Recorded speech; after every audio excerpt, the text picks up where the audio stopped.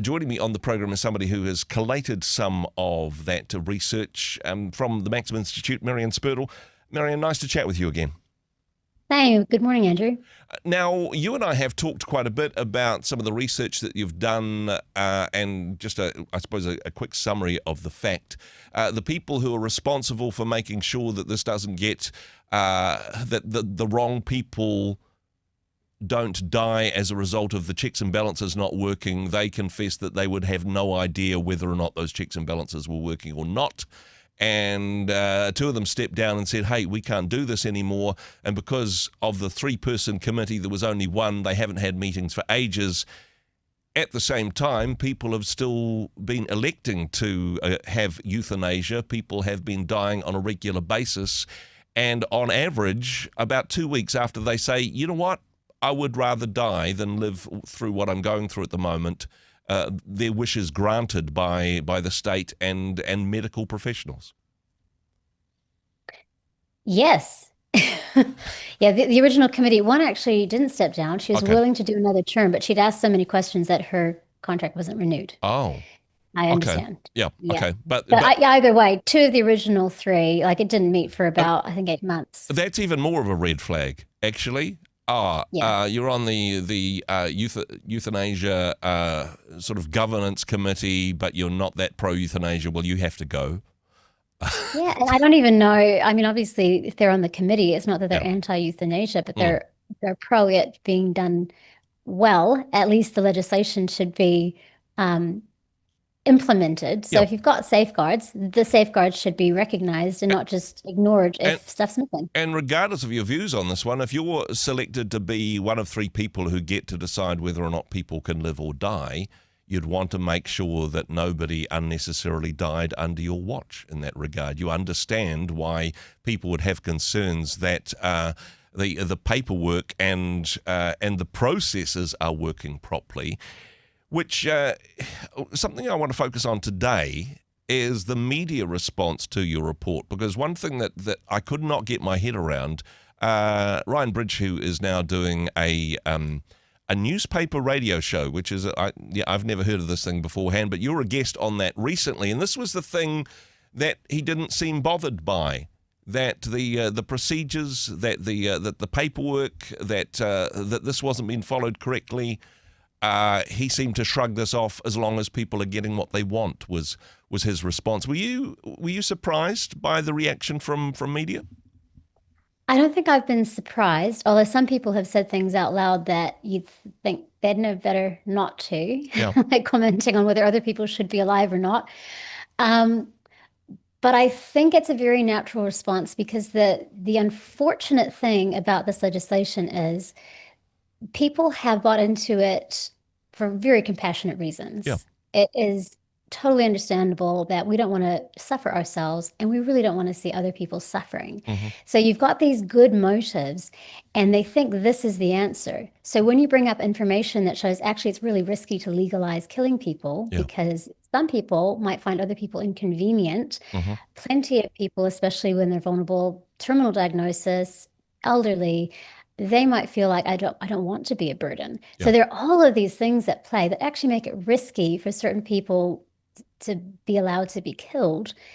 That's why you need these safeguards. So when we have, not even 2 years in, the review committee, and by the way, they're reviewing stuff after the fact. So these are people who've already died, and they're looking at the information and going, how did this happen? The person who didn't speak English and didn't have a translator and probably had dementia. Yeah. I mean, they should have been disqualified on a couple of fronts there. That's not informed consent by any definition. So bringing that up is really inconvenient for people who thought, we've got the answer, we've legalized it, everything's going to be great now. Maybe it's the fear of death can be reduced, whatever it is. And so when you point out that actually things aren't great, there are always going to be some issues. It's always going to be risky. So we definitely need to address the ones that we know about.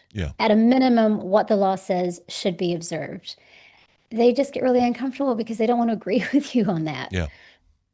And honestly, some of the feedback from the report, things, saying things like, if we don't have the information there, just presume that it's all good. Yeah, this Again, is the Ministry of Health. Yeah. again, this should be raising a flag in that regard. Wanting to touch on even the name of the act and the way in which people have responded to this, because the End of Life Choice Act talks about the opportunity for people to choose how they die. And I think a lot of people have got on board with this of saying, hey, I'd like to choose. I'd like to have choice. I'd like to have freedom in this space. And a lot of people have caught on to that. But if the two choices are dying painfully or not dying painfully, then that isn't necessarily a choice, particularly when the third option of having palliative care so you can die in your own time but not painfully, when for a lot of people it seems that that's not an option for them. Yeah. Yeah, and this is one of my main points in the paper. We only have about half the number of palliative care specialists we need. The Ministry of Health has not been prioritizing training, hiring, retaining. It hasn't been funding hospices, and hospices provide not just palliative care. They train people in those skills. They provide places for people to die if they don't have in-home care to the level that they need. It's very, they support the whole family. Yeah. So anything on your wish list for a good death, hospice and palliative care provides. It's not just one thing. It is pretty much anything that you could define as a good death, it will help you out with. 90% of us are probably likely to need it at some point. And when you factor in family members who will be caring for, who could need it, pretty much everybody could benefit from palliative care at some point. Even if we end up with euthanasia numbers that are as high as the highest around the world, 4% max of people will actually opt for that, and fewer probably if euthanasias that are available. So euthanasia should be fully euthanasia shouldn't be fully funded if palliative care isn't, and it shouldn't be offered to everyone if palliative care isn't. And if one of those two things was going to be fully funded, it should be palliative care, because that's the thing we can all benefit from. Yeah, and the other thing that surprised me, particularly with your Ryan Bridge interview, and people can see it on the Herald Now website. I think it's a website. But his statement that, hey, but if palliative care isn't available, surely people should be allowed to have euthanasia. And this from somebody who admitted in the conversation that he had a close family member who needed palliative care within recent memory. That seems like saying, well, which of these two options is available? If you can't have one, then the other's just as good. Particularly, and this is something else you highlight in your report, because one's much cheaper than the other.